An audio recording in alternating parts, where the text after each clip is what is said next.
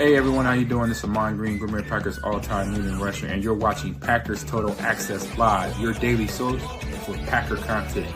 Go Pack, go!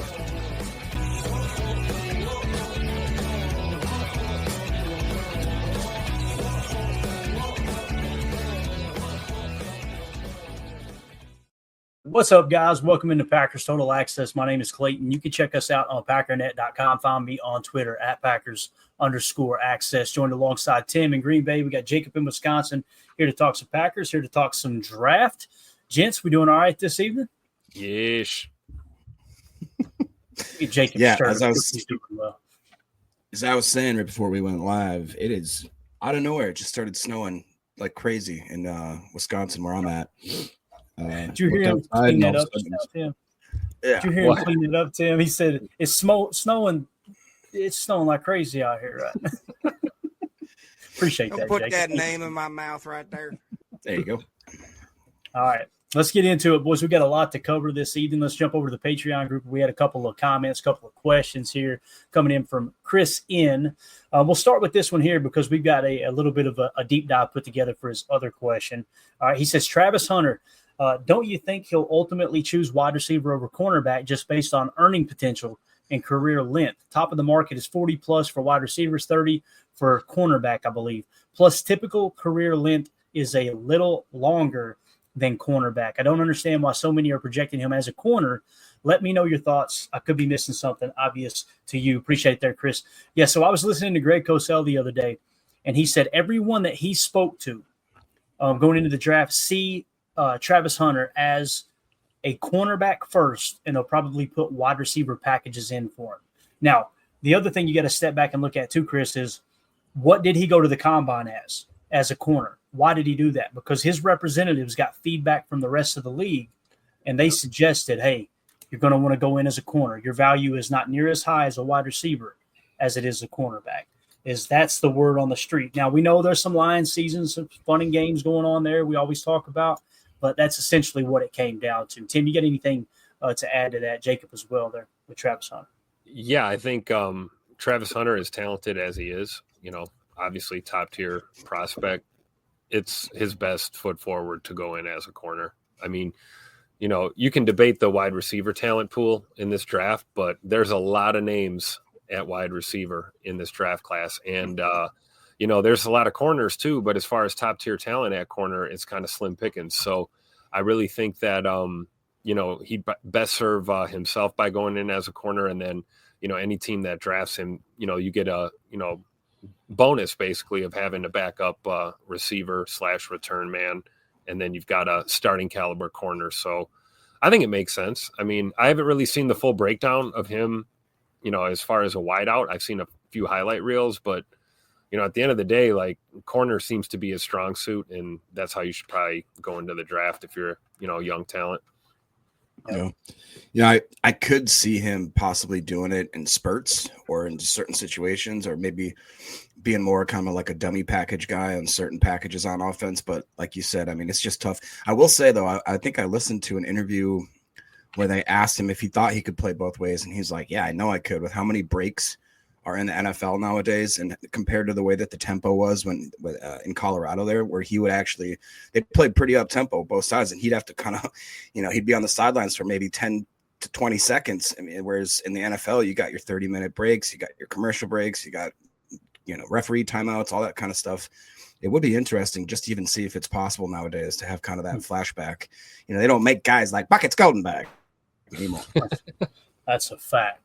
You don't believe me? Look at the backside. You know what I'm saying? That's the indicator there. Let's see here. Mountain Man Pack. Good evening, Posse. Go Pack, go. Daddy, Soda, Fire Pit, and this crappy show. What else can you ask for? Hey, man, that's how you do it right there. Wonderful world right there. Let me tell you. All right. So the next question here. Chris N says, can you please explain why height within reason matters with O-linemen? Say a 6'5" guy versus 6'1". I don't understand. Isn't getting low under the pads the O-lineman go? I think it's a fascinating question. And what I did was I'm going to remove my bias at all. And I'm just going to jump in and do research is the way that we approach this. Okay.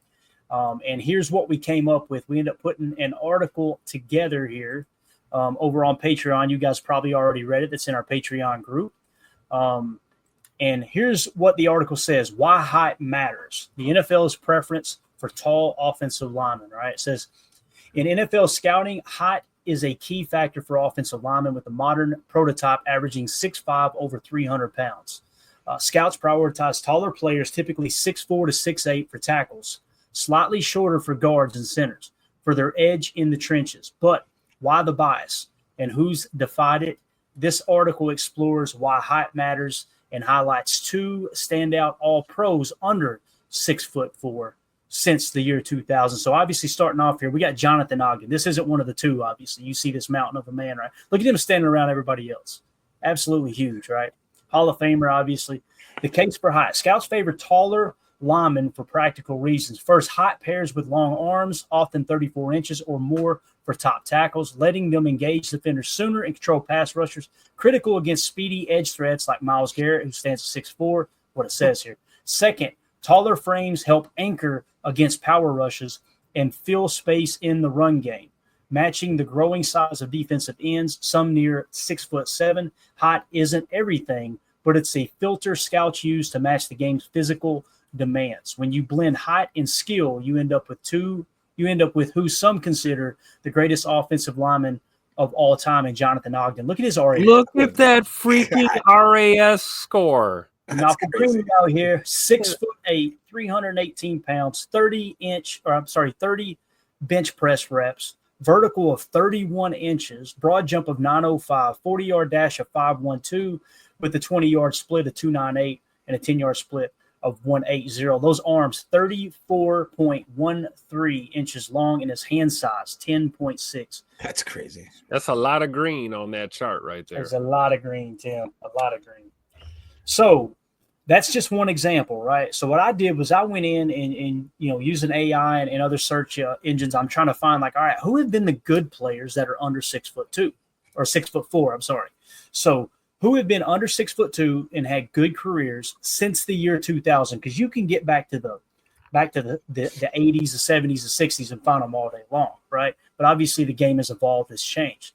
So here are the players defying the trend, all pros under 6'4" inches. Okay, since 2000, only two offensive linemen under 6'4" have earned first-team All-Pro honors, proving skill can outweigh size. Jason Kelce is 6'3".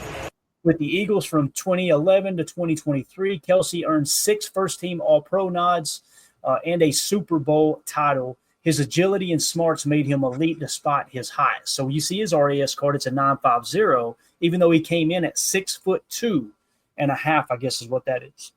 That scored a 3.27. His weight was only 280 pounds. Now, remember Willie Lampkin? Yep.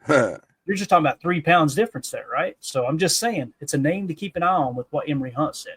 Wasn't Willie 5'11" though, too? What's that? I think Willie was 5'11", so he's got to be. He actually might have been 5'10". I think that's right. He's extremely short. Explosion grade, 30.5 inches on the vertical, as well as 902 on the broad. Lampkin just kicked the rock. A 40-yard dash of 493, 20-yard split of 289, 10-yard split of 176, a shuttle of 414, and a 3-cone of 722. So the point there is he may not have been tall enough, actually coming in somewhere between 6'2" and 6'3", but he had elite speed, agility, and explosion, right? So you better be able to make up for that height somewhere else. Does that make sense, Tim? And does this catch you off guard that Jason Kelce's one of those players? I know it didn't me when I seen him, but now he's dominant. No, yeah, you look at the skill, and the attributes, the ability, height and weight is, kind of tough to control. I mean, some guys, the weight is harder to keep off or put on than others. But you knew this guy had the measurables to be an all-pro for sure. So yeah, it's funny to bring up Lampkin for real because, the argument is there, right? Like just because you're a little short, little stout, doesn't necessarily mean you can't play at the next level. I mean, I think Kelce is proof of that, right? Yeah. Gosh, it's kind of crazy. I'm just looking at Willie's Lampkin's stats here. I mean, the guy's graded out very, very well. He's gotten better every single year. He was a 71.7 in 22, 76.2 in 23, and an 85.6 in 2024. It looks like he plays predominantly all the games. Maybe missed one or two. He's only allowed 1 sack his whole career, only 5 hits his whole career. He has a zone grade of 90.4, gap grade of 75.9, pass blocking grade of 88.8, and a run blocking grade of 87.6. And get this. In 2024, he played almost 900 snaps at right guard. In 2023, he played significant snaps at left guard, center, and right guard. And in 2022, played almost 900 snaps at center. Just saying. Yeah. Just saying. Dog. Listen, that's one of those guys I am rooting for. I hope he gets drafted. I don't care if it's in the 7th round. And I hope he just comes out like gangbusters in the training camp there, man. Willie, the little teapot lampkin, says Prince. Here's the guy. That's a pissed off teapot when you get him in the trenches. I guarantee it. Another one was Will Shields.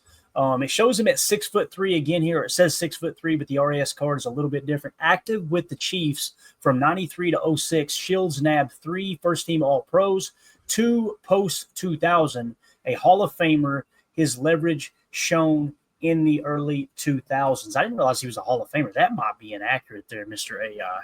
We need to check that. Somebody fact check that for me. Is Will Shields a Hall of Famer? Could be a crackhead.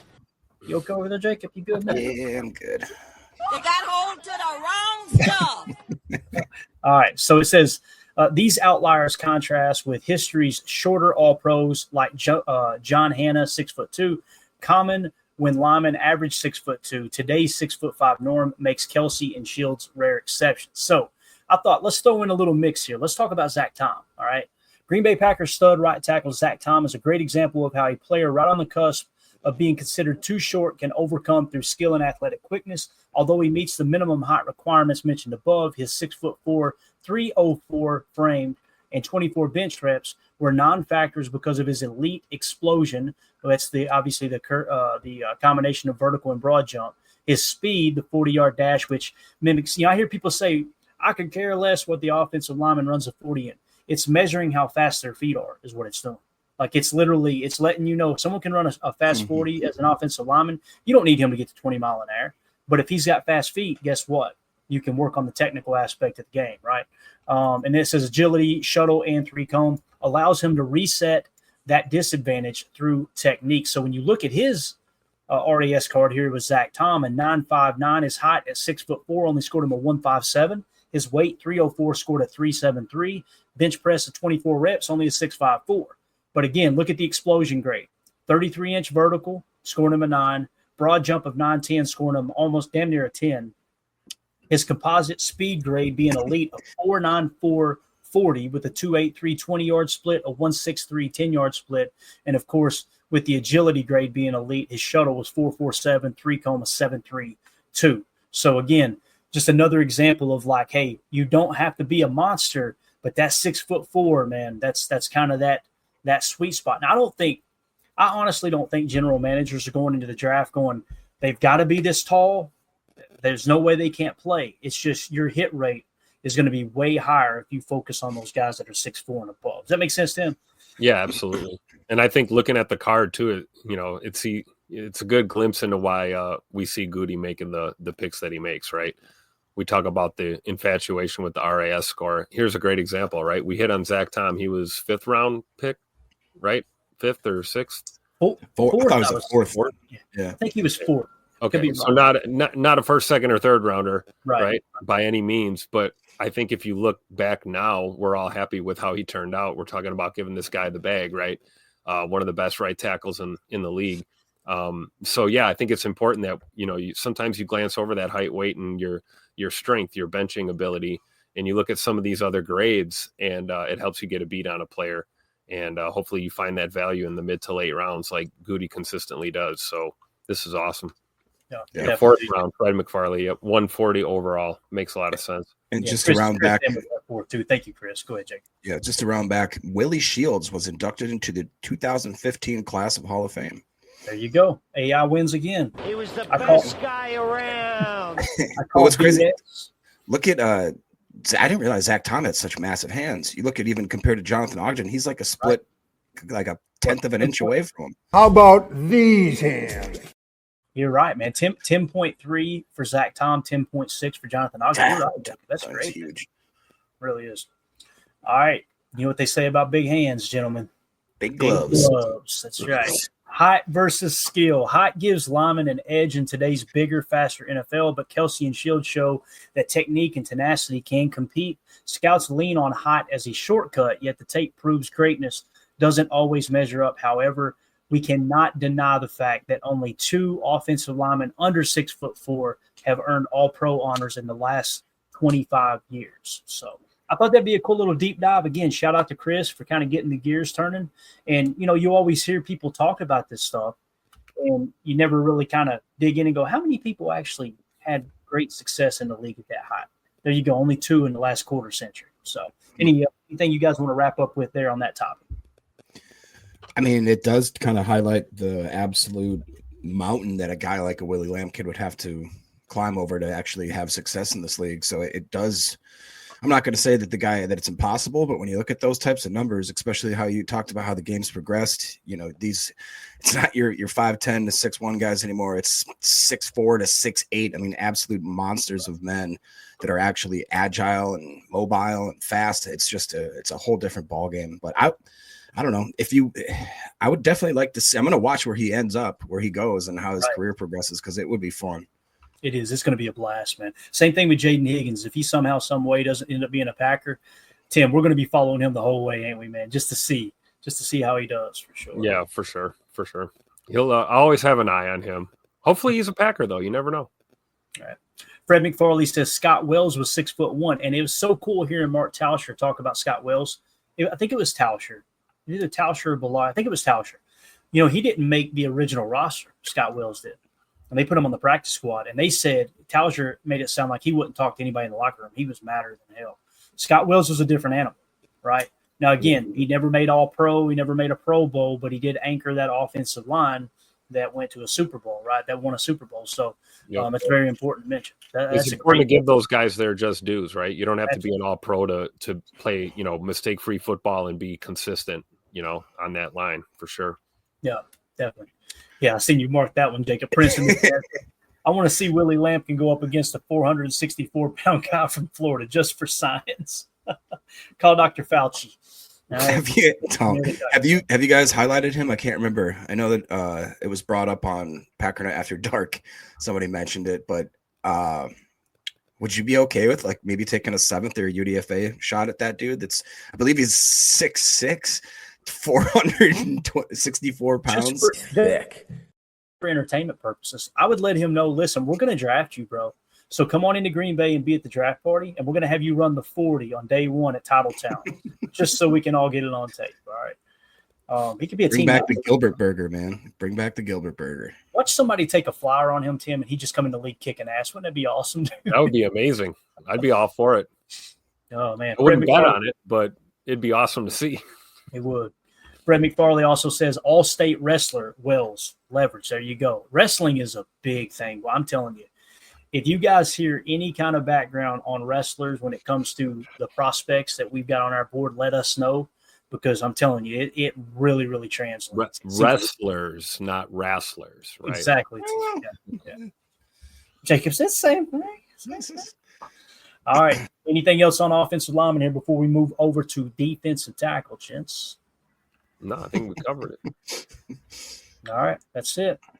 Shout out to Aaron Rodgers, not the Aaron Rodgers, but our Aaron Rodgers says, "What's up, Posse? Got a job interview tomorrow." Let me tell you something, Aaron. They probably both do, actually. Yeah, that's a good point. You're gonna go in there and you're gonna kick ass, bro. You're gonna crush it. That's what's gonna happen. All right. And thank you for the question that you provided. We're gonna get to that here in a little bit. That's why we're gonna try to go rapid fire tonight. We're gonna do a mock draft at the end using. Basically, we have to choose only players that the Packers visited with so far. Not top 30 visit, but just met with at some point throughout this process. It's going to be a lot of fun. So that's awesome. Congrats on the job interview. Make sure before you go that you wash your hands, wash your butt, man. That's it. That's all. Yeah, I was going to say don't let a really long fart go. That's the one thing you can't do if we learn from Step Brothers. That was hilarious, by the way, man. I don't know what I'm saying. The way it just hung on and everybody awkwardly looked at each other. He went, "Yep, Ketchup and onions. Now let's pause for a second. So when we cut this next video, we're not talking about passing gas. All right. All right, guys, let's talk about defensive tackle now. So we put an article together here. Ketchup and onion. Yep. I think you already screwed it up. All right. Let's talk defensive tackle here. Article we put together yesterday, kind of in the vein of us deep diving each position. So where defensive tackles sit on our big board. As the 2025 NFL draft nears, the defensive line position boasts an exceptional mix of raw power, technical skill, and disruptive potential that NFL teams covet to fortify their fronts. Based on current evaluations and projections as of March 29th, 2025, here's a look at the standout defensive linemen in this year's class. Listed with their projected draft positions, these prospects have dazzled scouts with their physical attributes, college tape, and ability to dominate opposing offenses from various alignments along the line. Number one on our list, he's number 4 overall on our big board, is Mason Graham. Here's the guy. So 20, and you guys double check these stats. Again, we had AI pull them sometimes. It can pull them early in the season and not get the totals. So do your own research here. But 2024 stats, 3.5 sacks, 9 tackles for a loss. Michigan's Mason Graham measured at 6'3", 320 pounds at the 2025 NFL Combine, showcasing elite leverage and explosive power, a 2024 Rose Bowl defensive MVP. That stuff is important to me, man. Graham's ability to dominate both run and pass downs make him a top 10 lock and potential all-pro talent. There's no way that he falls to Green Bay at 23, but do you guys agree with me that he's the best defensive tackle in this draft? I mean, that's where he's at on our board. Or do you guys think that a case can be made for like a Walter Nolan or a Kenneth Graham? I was just going to say, don't leave Walter Nolan out of the mix.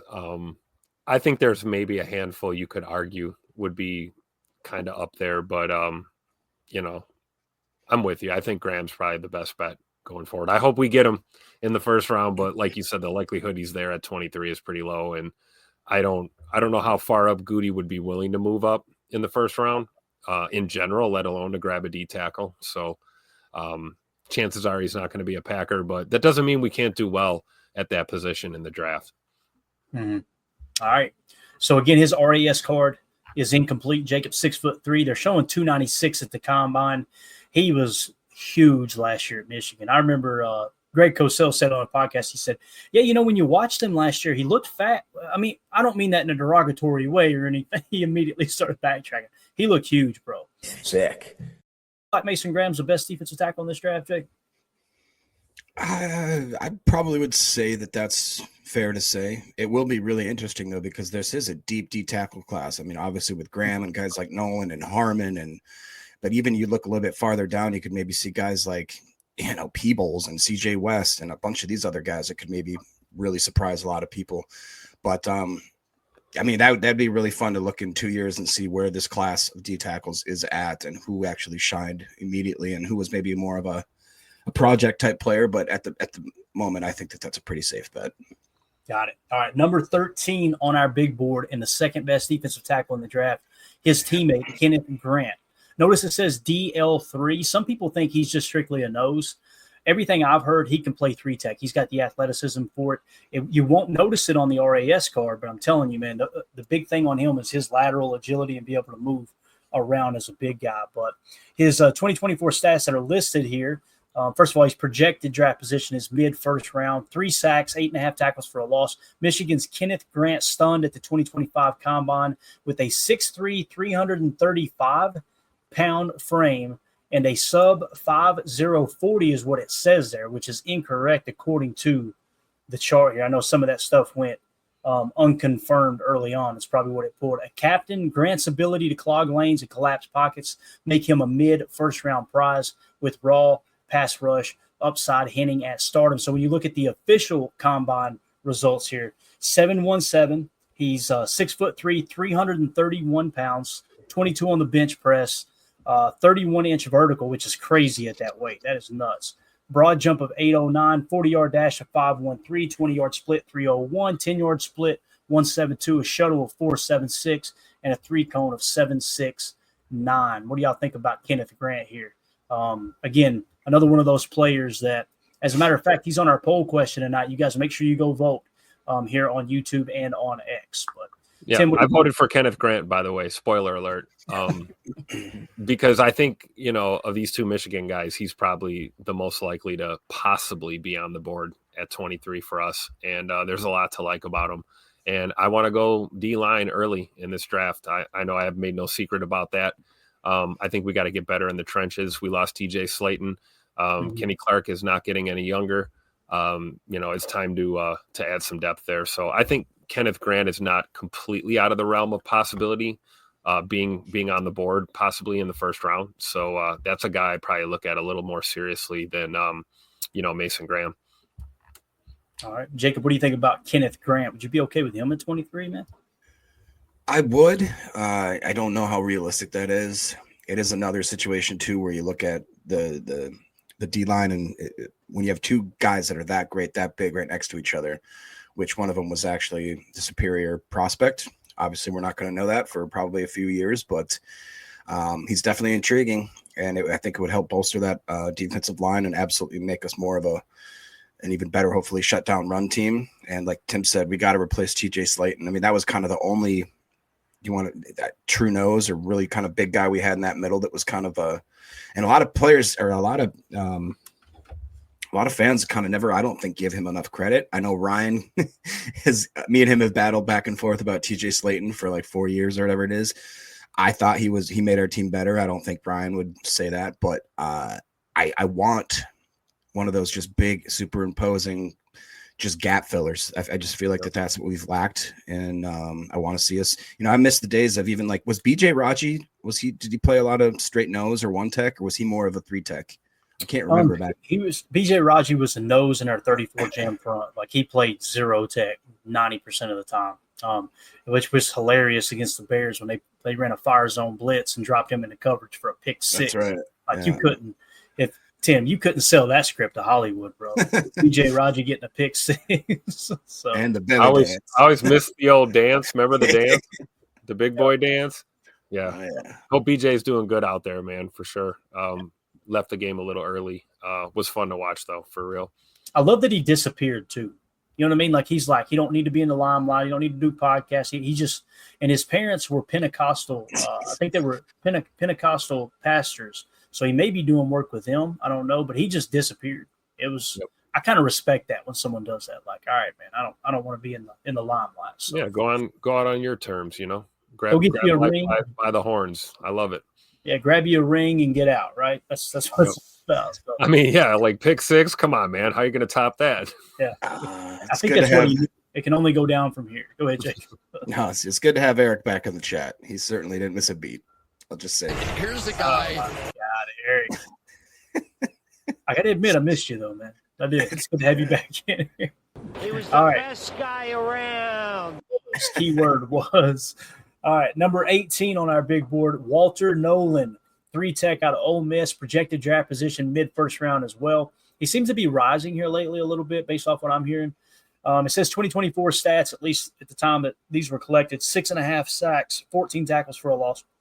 Ole Miss, Walter Nolan checked in at 6'4". Let's see if that makes sense here. So 6'3" is what it says on the combine card, but it says at the pro day 6'4", 305. So somewhere around in there. He was a little thinner for the combine too at 296, it seems. Displaying rare athleticism, speed, bend, and power. A former 5-star recruit.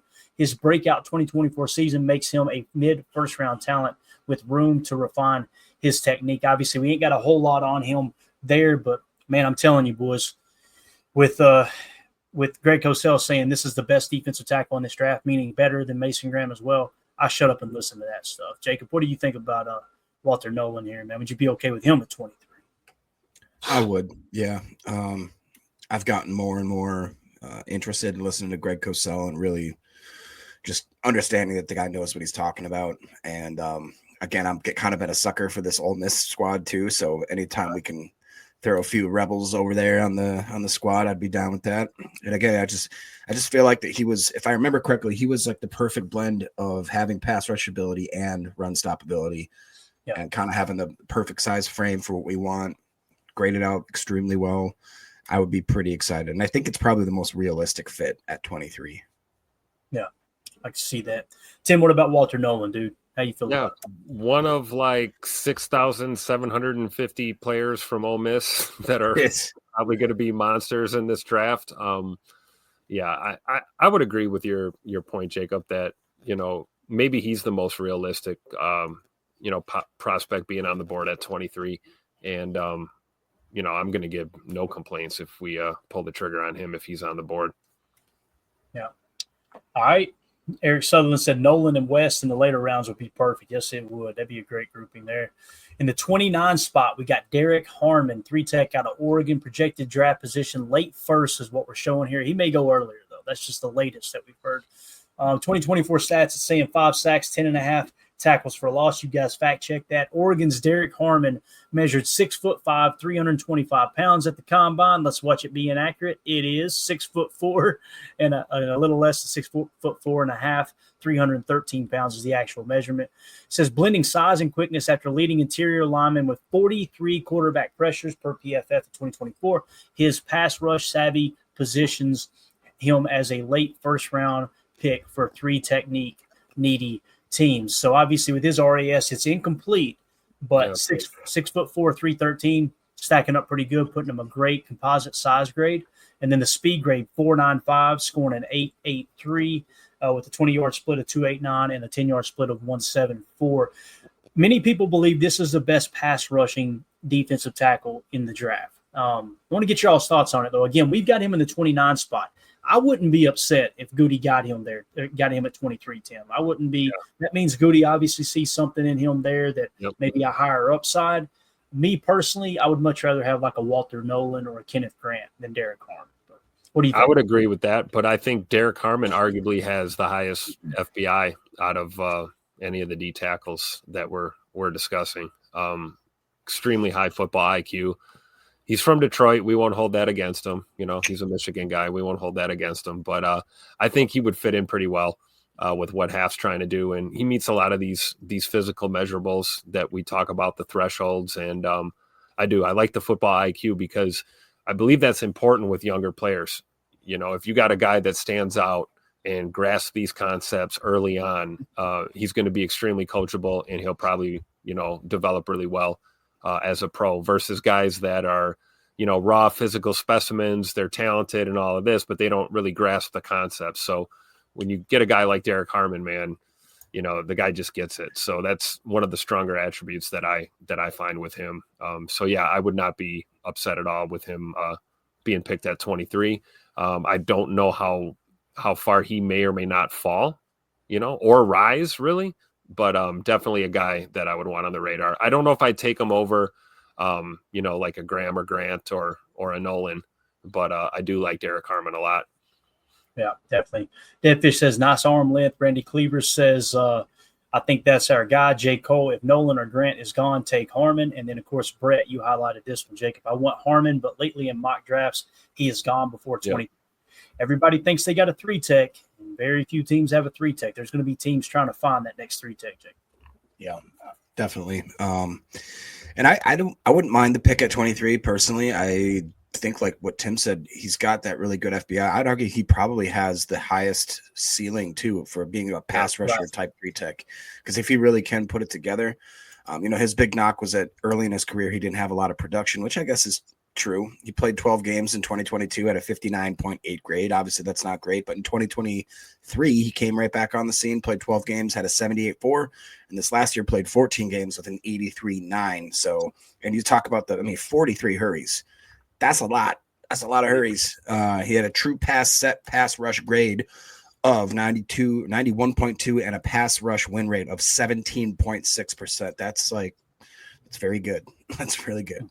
That's pretty good. That's pretty good. All right, so Derek Harmon again coming in at the 29 spot. Next, we've got Tyleik Williams. We got confirmation. He is okay after the spill. We can all laugh about it now. All right, it was fun. And it was a 3.1 on the Richter scale earthquake. That was exactly when he tumbled. Yeah. Number 35 on our big board, Tyleik Williams out of Ohio State. We got him listed as a 1-tech. However, hearing Greg Cosell saying this guy can play 3-tech, he's athletic enough for it.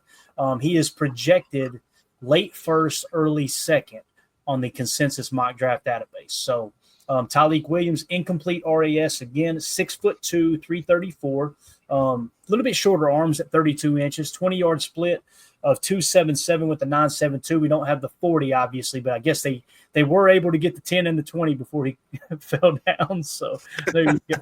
That is kind of, I don't mean to laugh. He's okay. We can laugh. That's funny. They were like, all right, at least we got the 10 and the 20 in. And that 20 suggests that's going to be a hell of a run. 972, 20-yard split. Like that's a 277, but it scored a 972. That's pretty impressive. Jacob, what do you think about Tyleik Williams, man? What you got on him?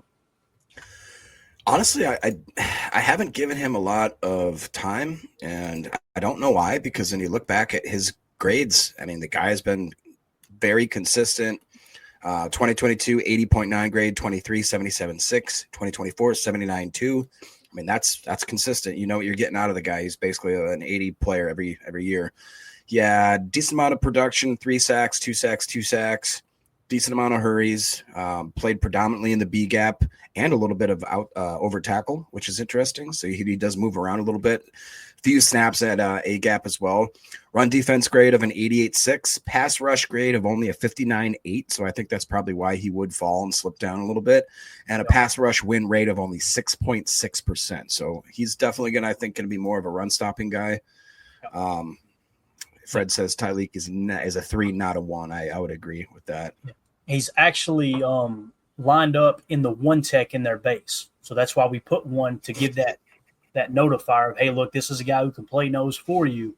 But like Greg Cosell said, he said, you make a mistake with people like Tyleik Williams when you try to look at the stat line. You don't understand how many double teams he ate and how much he did in that run defense for obviously the national champion Ohio State Buckeyes there. So, Tim, what do you think about Tyleik, man? If he fell to 54 somehow, some way, I'd be all about it. But I definitely don't see him as one of those people I would want at 23. You know what I mean? Oh, I would agree. Definitely. And I agree with Jacob that he's your run stuffer for sure. You know, he's going to hold that line for you, but he's not a massive pass, rush threat or anything like that. But one of the things I liked about the PFF write-up is they talked about, his power, speed to power, as we've discussed numerous times, compact, explosive stance, allowing him to fire off the ball and convert speed to power. So, off the ball guy, this is your dude. I don't think he's going to just, explode through the line and throw bodies around and get to the quarterback, but he's definitely the guy that's going to, maintain gap integrity, and he's going to, help you out in the run fit for sure. And again, another guy that I would agree, second round, possibly even early third if he's there, sure. But I don't think you go up in the first round and try and get him. I don't think so. Got it. All right, moving along here. We got to go rapid fire. We got about probably about 8 minutes before we need to wrap this segment up. In the number 40 spot, we got TJ Sanders, 3-tech out of South Carolina. His projected draft position is second to third round, is what it's showing here. Now, some had him in the first. I disagree with that wholeheartedly, but that RAS card is helping, boys. 930, 6'3", 297 pounds, 31.5-inch vert, 904 broad jump with a 40-yard dash. I think it was unconfirmed, I believe, if that's a word. 4.99, scoring an 8.32, and his shuttle was a 4.67 with his 3-cone being a 7.70, giving him a good composite agility grade. But again, TJ Sanders out of South Carolina here, 33.13-inch arms. His hand size, 10.25 inches, with that 930 looking pretty good. What do y'all think? Y'all anything you want to add to him real quick? Do you like him? Be a good backup 3-tech. I don't know about a starter. Right. Maybe someone you could work into that role right in time. Yep. I like him. He's well rounded pretty much. The last 2 seasons he's played really solid ball. Pass rush grade of 81.9, run defense grade of 77, true pass set pass rush grade of 90.3, and he had a pass rush win rate of 12.6. Not bad for a big boy. Yep. All right. Next, you got Alfred Collins in the 47 spot. All right. And the Packers did meet with him with the cheese emoji. Did they meet with these other guys? I didn't even mention that. I don't think they did. Yeah. Walter Nolan they've met with. Kenneth Grant they've met with. So Kenneth Grant, Walter Nolan, and our boy Alfred Collins the Packers have met with so far. Projected draft position out of Texas, first to early second is what it shows here. And his RAS card, hand size 10 inches. It's an incomplete RAS, but he measured in at 6'5.5". or 6 foot. Yeah, I guess it's 6'5.5". 332 pounds, scoring him 9s across the board. However, the explosion, very poor. 26-inch vert and 800 on the broad there, scoring a 2.59 and a 1.20. How do y'all feel about Alfred Collins and more specifically in the 47 spot? Yeah, he's definitely a run stuffer, I think, too. His pass rush win rate grade is only 6.9. Run defense grade at 85. Pass rush grade is 69.8. Played some A gap this last season, almost 150 snaps. Predominantly played in the B gap and a little bit over tackle as well. So they move him up and down that line for sure. Yeah, he played. Some people said he can play 5 tech. And he may have misspoke, but I think this is the guy that Greg Cosell said, make no mistake about it, he's a true nose, is what he said. And that caught me off guard, Tim, because I remember us specifically talking about him playing some over tackle. You know what I mean? I was going to say he was more of a D end, right? Yeah. That's what Drew D says, that he played some D end in college. Yeah. Yeah. Got it. All right, let's go rapid fire here, boys. 74 spot on our big board. Darius Alexander out of Toledo. He's lately been projected as a late first rounder, which is wild to think about. His RAS 916, 6'3", 305 pounds, 28 bench reps. Explosion grade was great with a 31.5-inch vert with 904 in the broad, 40-yard dash of 4.9. Lacking a little bit in the agility aspect of the RAS card, but Darius Alexander, another one of those guys that I think is going to start turning heads as we get closer to the draft here. I agree. I like everything about him except his age. He's 20. He's going to be 25 his rookie year. Yep. Other than that, though, I think he might be one that people are sleeping on. This is a guy I think could rise or maybe drop a little bit, beyond projections. But I think whoever drafts Darius Alexander is going to get a hell of a DT for sure. This dude doesn't miss games, and even since 2022, there's a 77.5, 80.6, and last year a 90.1. That's pretty good. Pretty good. No question. I don't think I'd want him at 23, but at 54, if he's there, you'd have to really think about it. I mean, his games by week too, pretty much. Almost every single game was high 70s, if not elite 80s. I mean, he ended the year with an 80.6, a 73.8, a 81.5, and 88.2. I mean, guy was on a roll. All right, up next you got Vernon. How would you say that? Broughton. Yep. Broughton. Out of Texas, 3 tech. He's all over the board. 3rd to 6th round is what I've seen here in the last month in terms of mock drafts. So somewhere between round 3 and round 6. Incomplete RAS. However, he did measure in 6'5", 311 pounds. Look at the arm length, guys. 35-inch arm length. Jeez. That's insane. Hand size. Get them little tiny hands, though. 9.25. What do y'all think about Vernon Broughton? Y'all got him anywhere? We got him in the 105 spot there. So. I think it's another one of those, he played with Alfred Collins, right? It's kind of tough sometimes when you got, top tier prospects that are on the same team, same line. I think Broughton doesn't have the measurables that Collins has, as far as, like you said, the size, hand size, that kind of thing. But it's kind of a crapshoot. I think, one or both of these guys could turn out to be a stud in the NFL. Right. Yeah, it was interesting. Broughton was an 86.1, which was the 12th ranked D lineman out of 895. Alfred Collins was 87.2, which was the 9th. So they were, like you said, that was quite a double duo there. Yeah. All right, up next we got Aeneas Peebles. Is that how you say it, guys? Do we know how to pronounce their name yet? I thought it was Aeneas.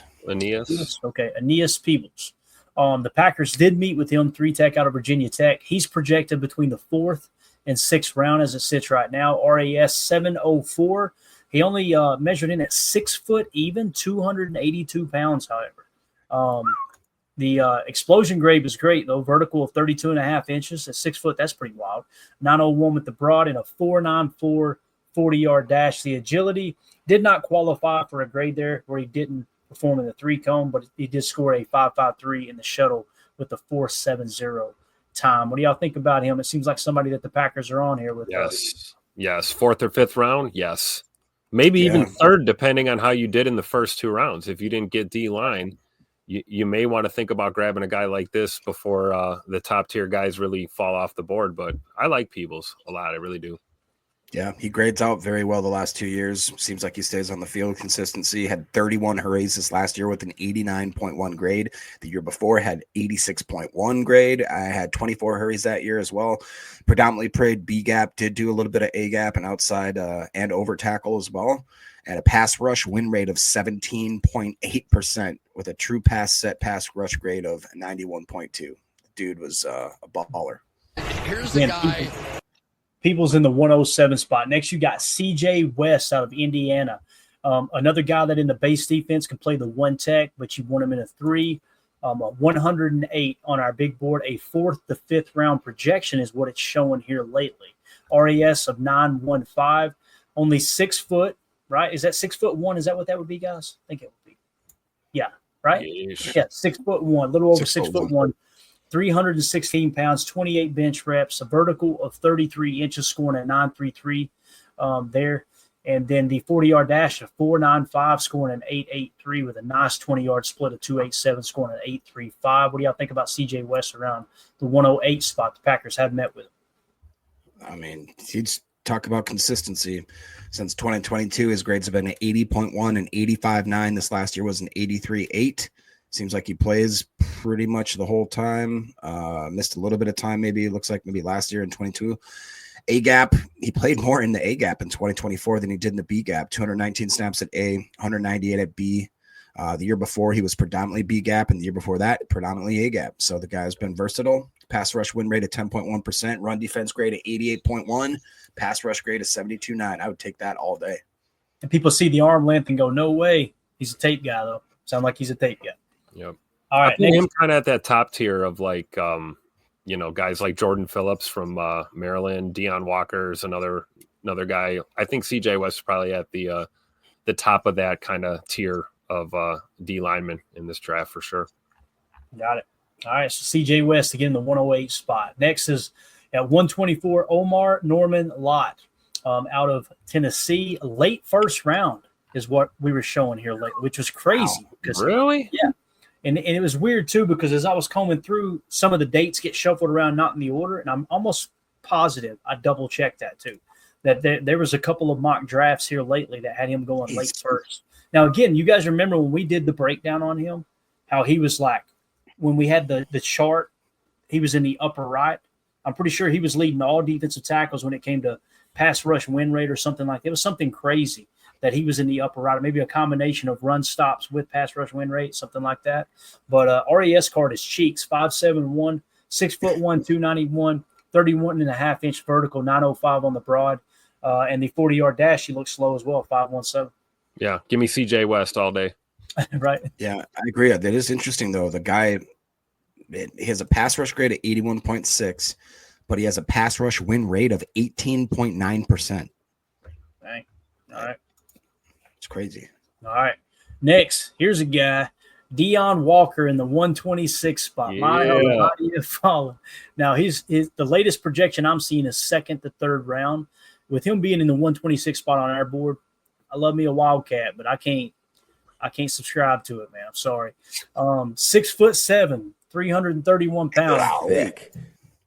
Arms 34.25-inch long and 10.6 on the hand size there. Vertical jump of only 25, though, scoring a 173. But that's a whole lot of boy to try to get up. The bench press is what caught me off guard. I expected more than 22 reps, but so there you go. We got to go rapid fire. We were way behind here. Thor Griffith, I will give you a chance to talk about him, Jacob. In the 140 spot, he's projecting 6th to 7th round here this year. And again, with the RAS being incomplete, hand size was 10 inches, arm length 31.5, 6'2", 305. What do you think, Jake?